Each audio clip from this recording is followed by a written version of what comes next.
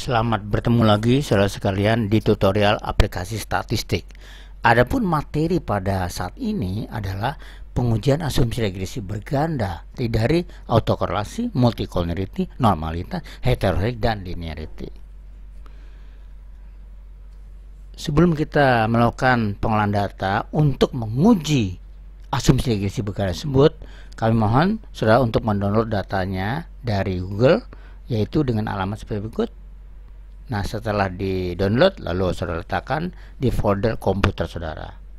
Lalu kita buka SPSS dan kita baca datanya. Kita lihat bahwa data kita terdiri dari 5 variabel, yaitu Y1, Y2, X1, S2, dan S3.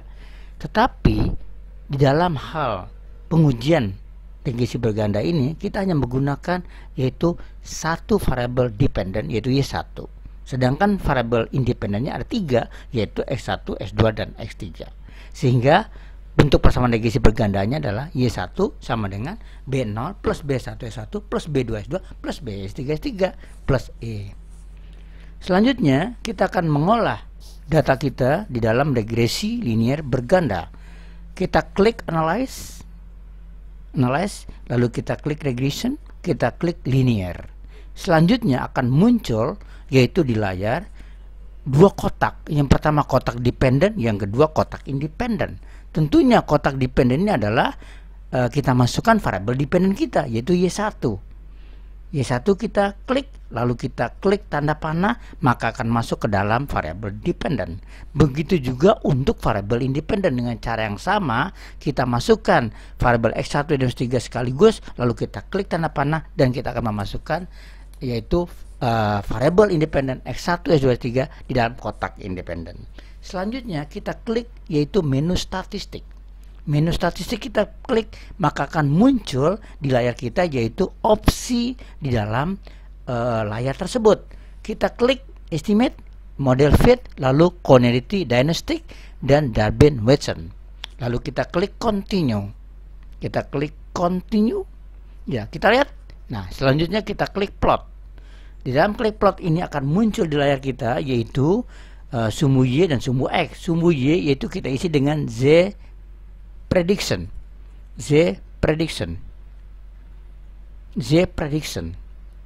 Sedangkan X residual kita klik dengan cara yang sama. Lalu jangan lupa kita mengklik normal probability plot. Lalu klik continue. Maka lalu klik OK. Ya, klik OK, maka akan muncul seluruh output SPSS di layar komputer kita.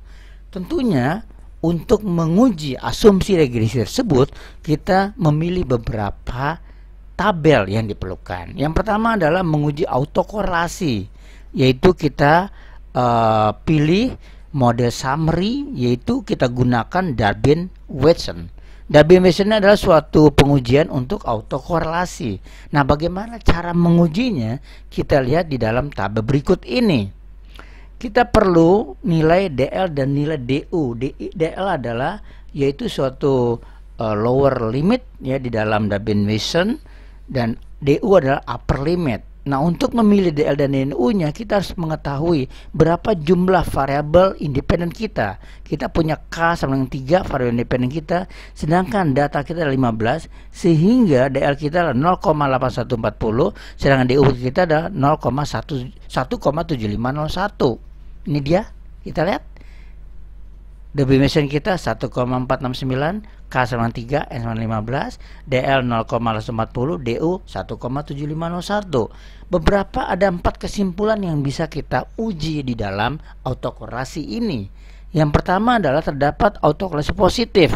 Di sini kita lihat, kita bandingkan DW lebih kecil pada DL, ternyata tidak memenuhi. Begitu juga tidak terdapat autokorelasi negatif. DW lebih besar daripada 4 kurang DL. Ini juga tidak memenuhi. Tidak dapat autokorelasi, yaitu antara DW, antara DU dengan 4 kurang DU. Ternyata juga tidak memenuhi. Nah, tidak menghasilkan kesimpulan, yaitu DW di antara DL dan DU, lalu DW antara 4 kurang DL dan 4 kurang DL. Nah, ini adalah memenuhi, sehingga hasilnya tidak menghasilkan kesimpulan. Ya, tidak menghasilkan kesimpulan untuk autokorelasi ini. Berikutnya adalah kita akan menguji yang disebut dengan multicollinearity. Untuk menguji multicollinearity kita munculkan yaitu disebut dengan tabel koefisien yang isinya ada collinearity statistik, yaitu nilai toleran dan nilai VIF atau factor implicit factor, varian implicit factor. Ya, kita lihat bagaimana syaratnya.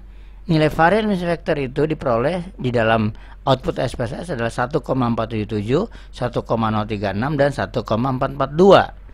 Di sini tidak terjadi jika VF mendekati 1 atau VF lebih kecil pada 5 atau toleran mendekati 1. Nah, nilai toleran diperoleh adalah 0,77, 0,95 dan 0,693. Kesimpulan tidak terdapat multicollinearity. Ya. Lalu berikutnya adalah uji normality.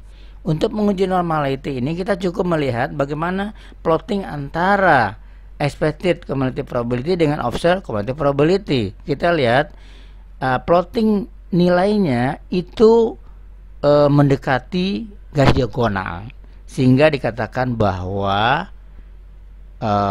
residual kita menyebar normal.